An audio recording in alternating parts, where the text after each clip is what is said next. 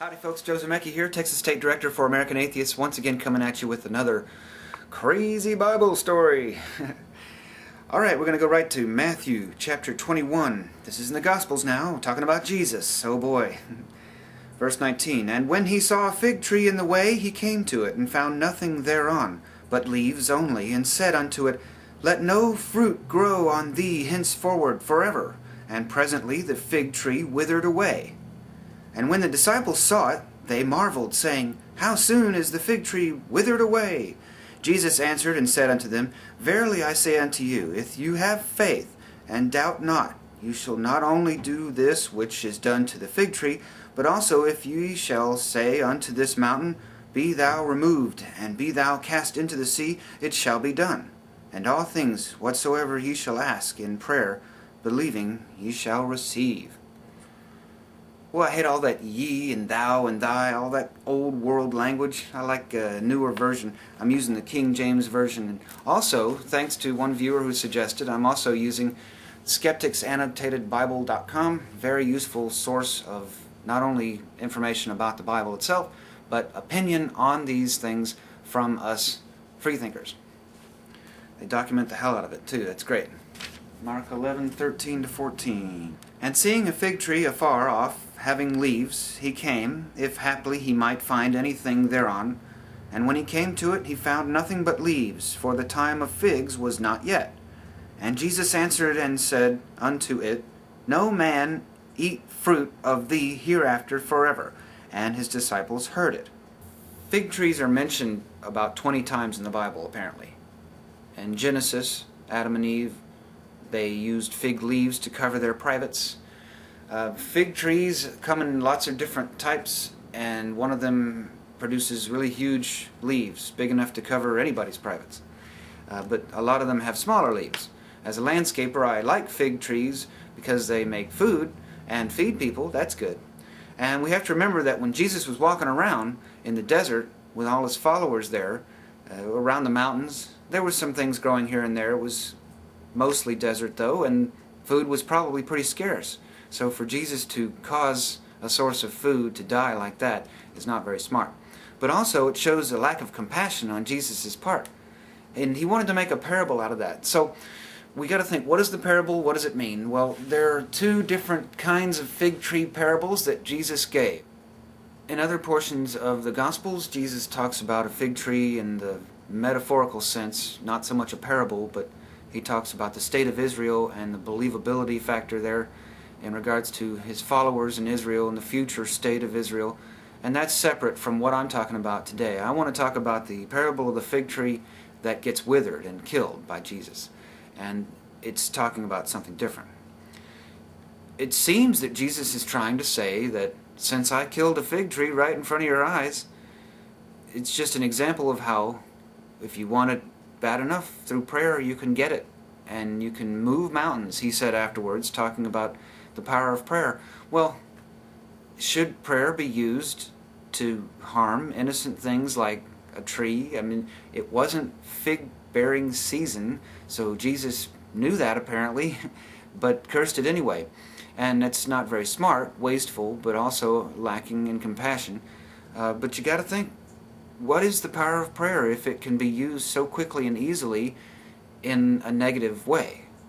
It is a tool that can be misused, of course, but the first person to set the example was Jesus, and he misused that ability he had to order things around in nature and equated that with the power of prayer, and essentially was saying that this is how well prayer can work. You can move mountains with the power of prayer, he would say.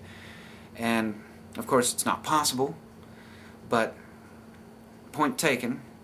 He's saying that prayer can get you a lot of things. It can be a very powerful thing to do. And again, we've got to stop thinking about Jesus as this all-loving, all-compassionate guy. I'm going to be talking more about Jesus, and parables and activities like this are just not really flattering to Jesus at all. And it was up to him, but he went ahead and did something negative and destructive in order to explain something. And a lot of people don't need that to happen in order to understand what he was trying to say, especially thinking people. But also I hear preachers talking about this and other parables that Jesus gave in the sense that He gave more of a riddle than an explanation. I was just watching a video on YouTube where a pastor was talking about this and saying, when I first read about Jesus and the fig tree and him withering it and killing it, I didn't quite understand it. And I felt there was something missing there. So I had to think more about it and look further into the Bible and what Jesus said and meant. And that just says that Jesus was doing a poor job of explaining himself. And if you ever look at a Bible, it's a really thick book. And these pages are very thin. A lot of text goes into every Bible, but it has to be interpreted. And it's always some kind of a riddle, right? If it's supposed to be a parable anyway, that's just Jesus' way of tripping you up. Or at least people who don't want to think about it very much. But he wanted to reward his followers, and in a later part of the Bible he actually says he made these parables so that people would become confused and would not get the issue straight. He wanted to trip people up and cause them to sin and go apart from him. It just seems like that. He said a lot of confusing things, a lot of contradictory things. But again, as a compassionate person myself, it's just wrong to go around killing things for that kind of reasoning. It's a power trip. Apparently he was an egomaniac, but not explaining fully wasted that fig tree. Jesus actually had to work a miracle one day to be able to feed his followers who had followed him out in the desert there, and he had to make loaves and fishes to feed all of them, and would actually kill a fig tree anyway as a matter of example, just because it didn't produce figs out of season. This is something a childish person would do, a person with way too much power, or a person with a lot of anger issues. There just isn't any sense in that. There's no reason for us to follow somebody who has to make an example out of something innocent yet potentially productive. Let's take a look at a picture of a fig tree or two and see just what a fig tree looks like. And the common fig tree is all over America, of course, but there are lots of different kinds of fig trees, and this is just one. And speaking strictly as a landscaper, it's not a very pretty tree, and it does produce a lot of mess. Those leaves and the figs themselves, and then various other things come off of that tree throughout the year, and it's a messy tree compared to many others, relatively speaking. But it produces figs nonetheless. It produces food that can feed people. And last I checked, Jesus was not rich, nor were his followers. And as soon as they left town and followed him on foot out in the middle of the desert, they became jobless and homeless. Great. Congratulations, Jesus. But to say that prayer can help you move mountains is just silly. And telling people that you can do anything, you can overcome any feat at all with just the power of prayer, we now know that's not true. Things are done and problems are solved when people get up and solve them and actually work at these issues instead of just pretending that they're getting somewhere on their knees when they're really not. Mental masturbation does not help solve problems. It's when people open their eyes, get off their knees, work together, and make change. That is when and where and how good things happen for good people. Problems get solved, issues get taken care of. In the Bible, we also read a lot about killing innocent people. These things do not help.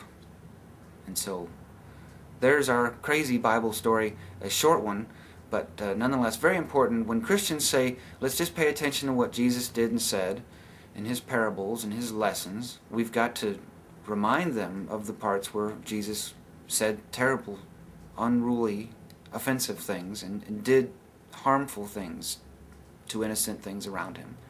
And that's one of them.